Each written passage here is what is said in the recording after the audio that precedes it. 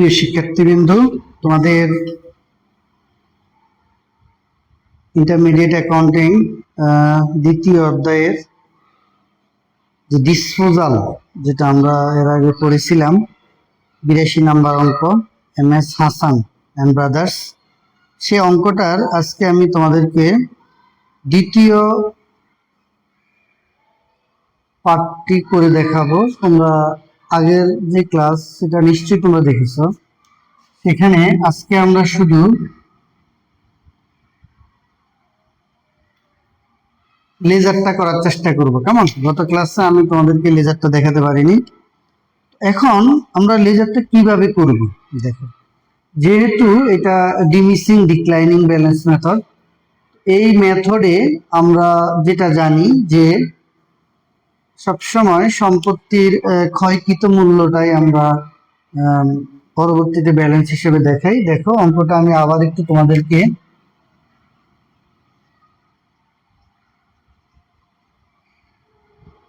MS Hasan and brothers. ওকে, দেখো আমার April 2012 আমার সম্পদের মূল্য ছিল 1,20,000, 1,20,000 টাকা ছিল। কেমন?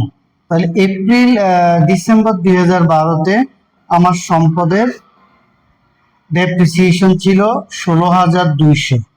তাহলে আমার এখানে যে আমি যে সম্পদটা ক্রয় করেছিলাম, কেমন, তাহলে সেই সম্পদের বছরের শুরুতে আমি যে সম্পদটা ক্রয় করেছিলাম সেই সম্পদটা মনে করো প্রথম যে জাবেদাটা ছিল মেশিনারি ডেবিট, ক্যাশ অথবা ব্যাংক ক্রেডিট। ঠিক আছে? তাহলে মেশিনারি যদি ডেবিট হয় তাহলে আমরা এটা হবে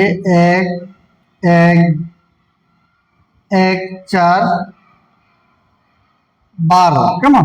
1/4/12-তে আমার যেহেতু মেশিনারি ডেবিট ক্যাশ ক্রেডিট, দেখো তখন আমি এটা এখানে এইভাবে লিখবো, ক্যাশ অথবা ব্যাংক আমি যেটাই লিখি। আমার এখানে টাকা ছিল 1,20,000। দেখো এই যে এপ্রিলের 1 ছিল, এই যে এটা 1,20,000। তাহলে আমার জাবেদাটা কি ছিল? Machinery debit cash credit.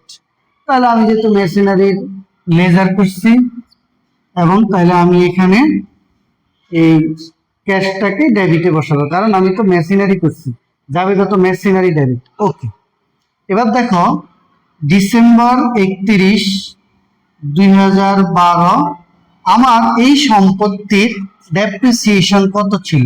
16,200। তাহলে আমরা এখানে দিব ডেপ্রিসিয়েশন এক্সপেন্স কত আছে? 16,200। দেখো ঠিক ডিসেম্বর 31, 2012 আমার ব্যালেন্স কত থাকলো জিনিসটা সম্পদের? তাহলে আমি এখানে লিখবো ব্যালেন্স CD 1,03,800। এগুলো আমি তোমাদেরকে আগের ক্লাসে দেখিয়েছিলাম। এবার 1,20,000 আর 1,20,000। ওকে, তাহলে আমরা 2012 সালটা কমপ্লিট করতে পারলাম। এবার দেখো 2013। কেমন? দেখো এখানে মেশিনারি তো দীর্ঘমেয়াদী, তাই না? 2012 সালের যেটা ব্যালেন্স সিডি সেটা 1/1/13, সেটা হবে ব্যালেন্স বিডি। তাহলে ব্যালেন্স বিডি কত হবে? 1,03,800। কেমন? তাহলে আমার এখানে ব্যালেন্স আসলো কত? 1,03,800। এটা আমি এখানে লিখলাম। এবার দেখো ডিসেম্বর 31, 2013-তে লক্ষ্য করো আমার ডেপ্রিসিয়েশন হলো 18,684 টাকা। তাহলে আমি এখানে লিখবো ডেপ্রিসিয়েশন এক্সপেন্স 18,684 এবং ব্যালেন্স সিডি। দেখো এই যে আমার ব্যালেন্স সিডি সেটা হলো 85,116। তাহলে দেখো আসে 1,03,800। কেমন? ডিমিসিং ডিক্লাইনিং ব্যালেন্স মেথডে সম্পত্তি প্রতিনিয়ত কি হবে? যে অবস্থাটা হবে সেই অবচয়টা বাদ দিয়ে সম্পত্তিটার আমরা মূল্য দেখাবো। এই যে দেখো আমি মূল্যটা এখানে দেখিয়ে দিলাম। তাহলে আমরা 2 বছরের এটা বললাম। দেখো মূলত আমার এই 2012 সালের যে অবচয়টা এবং 2013 সালের অবচয়টা এটা মোটামুটি আমরা বুঝলাম।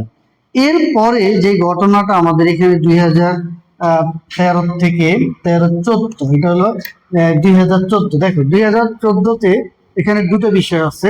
এক হলো সেপ্টেম্বরের 30 তারিখ আমাদের এখানে অনেকগুলা ঘটনা আছে। 2013 সালের ডিসেম্বর 31 আমার ব্যালেন্স ছিল কত? 85,116। আচ্ছা, এবার ঠিক 2014 সালের সেপ্টেম্বরের 30 তারিখ, অর্থাৎ এখানে এটা 9 মাস ছিল, কেমন? 9 মাস পরে আসি সেপ্টেম্বরের 30 তারিখে দেখা গেল সে সম্পত্তিটা একটা অংশ নষ্ট হয়ে গেল। দেখো তাহলে সেপ্টেম্বরের 30 তারিখে দেখো আনসুইটেবল, মানে বলছে 1/3 অংশ নষ্ট হয়ে গেছে। তাহলে নষ্ট হওয়ার আগ মুহূর্ত পর্যন্ত এখানে যে 9 মাস আছে, এই 9 মাসের আমি সম্পদের অবচয় দেখাব। তাহলে এই 2013 ডিসেম্বর 31 থেকে সেপ্টেম্বর 30 পর্যন্ত এই 9 মাসে আমার এই যে ওপেনিং ব্যালেন্সটা এখানে ব্যালেন্স, এটা এখানে ওপেনিং ব্যালেন্স থেকে এই 9 মাসের, এটা তাহলে কয় মাসের? এই অবচয়টা হলো 9 মাসের। এই অবচয়টা হলো 9 মাসের অবচয়। এটা কত আসলো? 11,491। অর্থাৎ আমার সম্পত্তি আনসুইটেবল, মানে নষ্ট হলো সেপ্টেম্বরের 30 তারিখ। তাহলে সেপ্টেম্বরের 30 তারিখের আগ পর্যন্ত যে ডেপ্রিসিয়েশন, সেটা আমি বাদ দিব। এই যে ডেপ্রিসিয়েশন আমি এখানে বাদ দিলাম। বাদ দেওয়ার পরে যে মূল্যটা দাঁড়ায়, সেই মূল্যের 3/1 আনসুইটেবল হয়ে গেছে। দেখো এই যে, তাহলে 73,625 টাকার 3/1 24,542 টাকা এটা হলো নষ্ট হয়ে গেছে। এটা নষ্ট হয়ে গেছে, কেমন? আনসুইটেবল নষ্ট হয়ে গেছে। এই নষ্টটা বাদ দিলে এখন নতুন ব্যালেন্স দাঁড়ায় 49,083 টাকা। ওকে, তাহলে আমরা সেপ্টেম্বরের 30 তারিখে একটা ডেপ্রিসিয়েশন পেলাম। এই হলো একটা ডেপ্রিসিয়েশন। মানে আমাকে দেখতে হবে 2000, এটা কিন্তু 2014 সাল, এই 14 সালের দুইটা ভাগ আছে। আচ্ছা, তাহলে সেপ্টেম্বরের 30 তারিখের যে বিষয়টা, সেটা আমরা আনসুইটেবলের বিষয়টা বুঝলাম। অর্থাৎ আগের যে ব্যালেন্স বা 13 সালে যে ব্যালেন্স ছিল 14 সালের শুরুতে, সেই ব্যালেন্স থেকে আমার সেপ্টেম্বর 30 পর্যন্ত অবচয়টা আমি বাদ দিয়ে দিব। দিয়ে যে অ্যামাউন্টটা থাকে সেটার উপরে আমি আনসুইটেবলটা বাদ দিলে আমার এখানে নিউ ব্যালেন্স এটা। এইটার উপরে আমি আবার দেখো, এইটার উপরে আবার এই যে 3 মাস, এই 3 মাসের ডেপ্রিসিয়েশন হলো 2209। ওকে, এবার ঠিক সেপ্টেম্বরের 30 তারিখে, এই সেপ্টেম্বরের 30 তারিখে আরেকটা নতুন মেশিন ক্রয় করা হলো। এই যে নতুন মেশিন, দেখো সেপ্টেম্বরের 30 তারিখ ক্রয় করা হলো 60,000 টাকা। ওকে, তাহলে সেপ্টেম্বরের 30 তারিখ যদি একটা নতুন মেশিন ক্রয় করে, তাহলে এই সেপ্টেম্বরের 30 থেকে ডিসেম্বর পর্যন্ত এই নতুন মেশিনটার অবচয় হবে এই যে 3 মাসের 2700 টাকা। তাহলে আমরা 14 সালে দুইটা অবচয় পেলাম। এখানে একটা অবচয় পেলাম 9 মাসের, আর এই 3 মাসের আমি দুইটা অবচয় পেলাম। দেখো এই 3 মাসের অবচয় একটা পেলাম কিসের? এই 49,083 টাকার উপরে একটা পেলাম, আরেকটা 60,000 টাকার উপরে আমি একটা ডেপ্রিসিয়েশন পেলাম। এইগুলোর উপরে আমি একটা ডেপ্রিসিয়েশন পেলাম। এই যে এটার উপর একটা পেলাম, এটার উপর একটা পেলাম, এই তো এই সময়ের এটা। ওকে, গেল। এবার এই যে আরেকটা কথা বলা আছে প্রশ্নতে, তোমরা দেখে নিবা, সেখানে বলা আছে এই যে নষ্ট যে পণ্যটা আনসুইটেবল, সেটা আবার 25,000 টাকায় বিক্রি করা হয়ে গেছে। দেখো এই যে, তাহলে 24,542 টাকার সম্পদ যদি 25,000 টাকায় বিক্রি করে, সেক্ষেত্রে তার গেইন কত? 458 টাকা। দেখো সেপ্টেম্বরের 30 তারিখের এই ঘটনাগুলা এই যে আমরা একটা জাবেদার মাধ্যমে এখানে দেখালাম। দেখো তাহলে জাবেদার মাধ্যমে এই যে দেখালাম, তাহলে সেপ্টেম্বরের 30 তারিখে দুইটা ঘটনা মেইনলি ঘটলো। একটা হলো সম্পদটা নষ্ট হয়ে গেছে, আর একটা হলো নতুন সম্পদ ক্রয় করছে। ওকে, তাহলে আমরা লক্ষ্য করো, এটা এখানে যেটা, এই যে আমাদের এখানে যে ব্যালেন্স সিডি, এই যে অ্যামাউন্টটা, এটা আমরা এখানে আনবো 1/1/2014। তাহলে ব্যালেন্স ব্যালেন্স বিডি আসলো 85,116 টাকা। দেখো, তাহলে আমরা এটা এখানে পেলাম কত? 85,116। এবার আমরা প্রথমে যে কাজটা করব সেটা হলো সেপ্টেম্বরের 30 তারিখে যে আনসুইটেবল যে সম্পদটা বিক্রি করে ফেললো সেটার কিন্তু লক্ষ্য করো, সেটার আমরা একটা এখানে একটা জাবেদা দিচ্ছি। দেখো, এই যে জাবেদাটা খেয়াল করো, এই যে ক্যাশ ডেবিট, এই যে আমি যখন বিক্রি করলাম এটা হলো সেল অ্যামাউন্টটা, cash debit, machine credit, gain credit. এই যে দেখো, গেইনটাকে আমি ক্রেডিটে দিলাম। কেমন? এখন আমার এখানে মেশিনটা দেখো কোন দিকে আছে। দেখো, মেশিন আছে ক্রেডিট দিকে, তাই না? যদি মেশিন ক্রেডিট দিকে থাকে তাহলে মেশিনের বিপরীতে যে ক্যাশ আছে এই টাকাটা আমি অবশ্যই ক্রেডিট দিকে বসাবো। কেমন? তাহলে খেয়াল করো, তাহলে আবার বলতেছি, দেখো এখানে মেশিনটা হলো আমার এই যে ক্রেডিট দিকে আছে, তাহলে এর বিপরীতে শুধু ক্যাশ আছে। তাহলে আমি এখানে খেয়াল করো, এই যে সেপ্টেম্বর 30, 2014, কেমন? সেপ্টেম্বর 30 আমি এখানে ক্যাশ টাকা, হ্যাঁ ক্যাশ আনবো কত? 25,000। লক্ষ্য করো, তা কিভাবে আমি দেখাই। দেখো, এই যে জাবেদাটা এটাকে আমি কিভাবে, ক্যাশ ডেবিট 25,000, মেশিন ডেবিট 24,000, তাহলে মেশিনের বিপরীতে 24,542 বিপরীতে ডেবিটে আছে 25,000। তাহলে আমি কিন্তু এখানে 25,000 লিখলাম। তাহলে আমার এদিকে কিন্তু মেশিন কিন্তু ডেবিট দিকে কত থাকলো? 24,542। নিয়ম হলো আমার দোনো দিকে সমান করতে হবে। সেক্ষেত্রে এই যে 498 আছে গেইন, এখানে আমি এই যে দেখো সেপ্টেম্বর 30 আমি এখানে লিখলাম গেইন অন অ্যাসেট, যেটাকে আমরা ইনকাম স্টেটমেন্ট বলি, সেটা হলো 458 টাকা আমি এখানে লিখলাম। তাহলে আমি আবার বলছি, দেখো cash debit, machine credit, gain credit. তাহলে আমি কিন্তু মেশিনের লেজার করছি, দেখো মেশিন, তাহলে মেশিনের যদি আমি লেজার করে থাকি তাহলে মেশিন ক্রেডিট দিকে আছে। দেখো খেয়াল করো, ক্রেডিট, এটাকে আমরা ক্রেডিট লিখবো। কেমন? হ্যাঁ, ক্রেডিট আছে কত? এটা। তাহলে আমি টাকাটা নিশ্চয়ই এটা ক্রেডিটে বসাবো, এই যে বসালাম। কিন্তু মেশিনে তো মাত্র আমার কত? এখানে 24,542 টাকা। তাহলে আমি এদিকে 25,000 পূর্ণ করতে হলে আমাকে এখানে কত বসাইতে হবে? 458। তাহলে আমরা সম্পদ সেলের বিষয়টা আমরা মোটামুটি ক্লিয়ার হলাম। এবার আসো সেপ্টেম্বর 30-এ আরেকটা ঘটনা ঘটলো, সেটা হলো আমি এটা নতুন মেশিন ক্রয় করলাম। যদি আমি নতুন মেশিন ক্রয় করি তাহলে আমাকে একটা জাবেদা দিতে হবে। কি দিব? Machine debit, cash credit. খেয়াল করো, যেহেতু আমি মেশিনারি করছি তাহলে সেপ্টেম্বর আমি যে জাবেদাটা, আমি যে মেশিনটা ক্রয় করলাম সেটা হবে এই মেশিনারি ডেবিট ক্যাশ অথবা ব্যাংক ক্রেডিট 60,000। খেয়াল করো, 60,000। এখন আমার এই সম্পদ মেশিনারি ডেবিট 60,000, তাহলে আমার তো ক্যাশ যেটা আছে সেটা আমি এখানে লিখবো। এই যে সেপ্টেম্বর 30 ক্যাশ আমি লিখবো 60,000। লক্ষ্য করো, তাহলে আমার এখানে জাবেদা অনুযায়ী হবে। দেখো, এই যে আমি সেপ্টেম্বর 30 তারিখে একটা নতুন মেশিন ক্রয় করলাম, সেটার জাবেদা হলো এই যেটা, দেখো এই যেটা। তাহলে আমার এই যে জাবেদাটা আমি সেপ্টেম্বর 30-এ বসাইলাম। ওকে, এবার আসো খেয়াল করো, তাহলে আমাদের এদিকে কি কি হলো? আমি এই যে ব্যালেন্স, এখানকার যে ব্যালেন্স সিডি, সেই সিডিটা আমি এখানে বিডি হিসাবে আনলাম। ওকে, এরপরে এই যে গেইন লসের যে বিষয়টা সেটাকে আমি এখানে আনলাম। যেমন আমার এখানে মেশিনের বিপরীতে ক্যাশ আছে 25,000, আবার মেশিনের দিকে আছে কত? গেইন 58। এখন তুমি প্রশ্ন করতে পারো যে এটা আমি এখানে 58, 458 দিকে কেন লিখবো? খেয়াল করো, আমার এদিকে ডেবিট দিকে আছে 25,000, ক্রেডিট দিকে কিন্তু আছে মাত্র 24,542 মেশিন। তাহলে আমি যদি এদিকটা সমান করতে যাই তাহলে আমাকে অবশ্যই 425টা 58টা আমাকে এই পাশে লিখতে হবে। গেল এটা। এবার নতুন মেশিনটাও আমাদের এখানে হয়ে গেল। এবার আমরা কি করব? আমাদের করণীয়টা কি? লক্ষ্য করো, এবার আসো ডিসেম্বর 31 তারিখে আমাদের এই সম্পদের আরেকটা বিষয় আছে।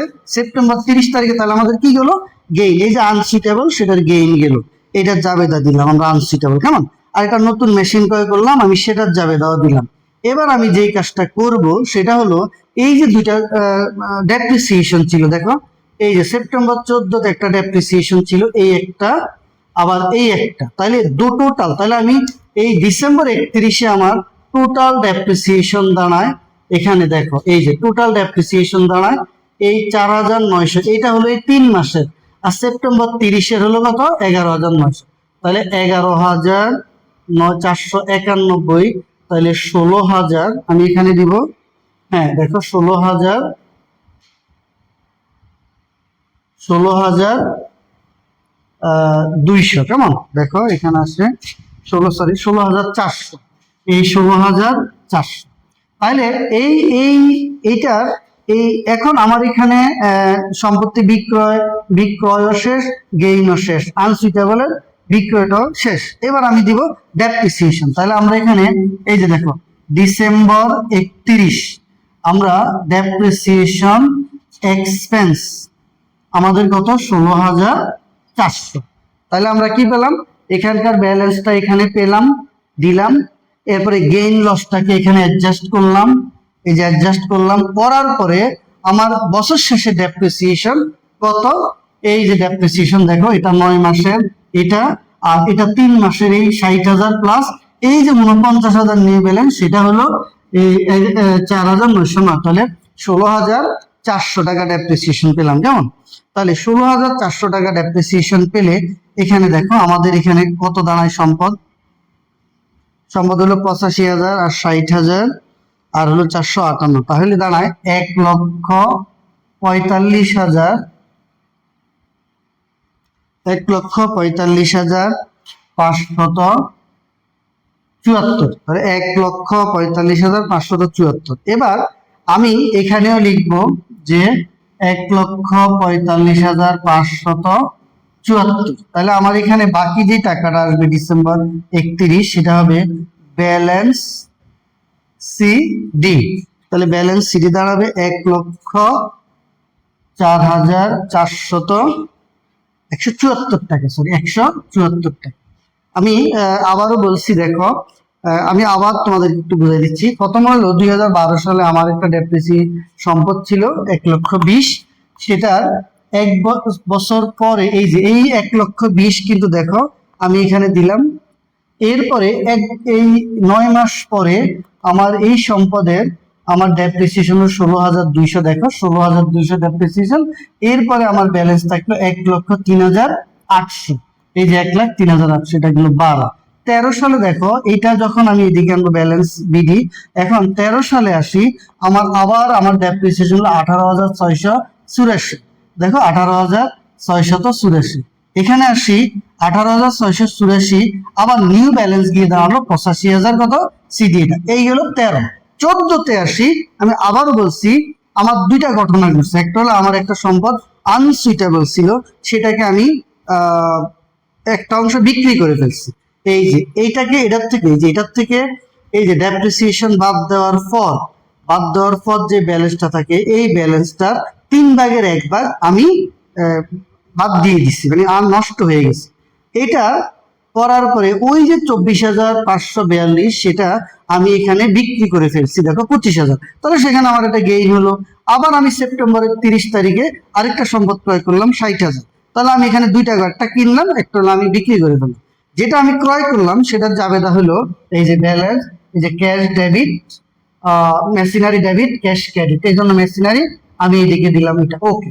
এবার শুধু গেইনের জাবেদাটা দেখো, cash debit 25,000, machine credit, machine যেহেতু ক্রেডিট আমি ক্যাশকে ক্রেডিটে বসালাম, ওকে।